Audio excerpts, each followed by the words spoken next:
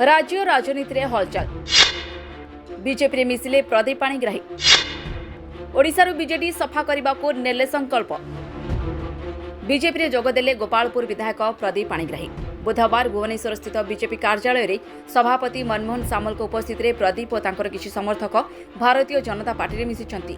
राज्य बीजेपी कार्यालय में विधिवत भाव दल में जोगदेइछन्ति गोपालपुर विधायक प्रदीप पाणिग्राही बीजेपी जोगदेवा पर प्रथम प्रतिक्रिया रखिछन्ति। से कहिछन्ति श्रेष्ठ भारत और श्रेष्ठ ओडिशा गठन ପାଇଁ समय आसी जाइछि। वर्तमान समय परिवर्तन समय वर्तमान समय सजाग हेबार समय प्रधानमंत्री नरेंद्र मोदी नेतृत्व मते आकर्षित करिछि। सूचनायोग्य जनविरोधी कार्यकलाप 2020 नवेम्बर 29 तारिख में बीजेडी बहिष्कृत होते गोपालपुर विधायक प्रदीप पाणिग्राही। एकदा मुख्यमंत्री नवीन पट्टनायक अत्यंत घनिष्ठ थिले प्रदीप पाणिग्राही, किंतु परवर्ती मुहूर्त में विजु जनता दल विदा हेबाकु पड़िथिला।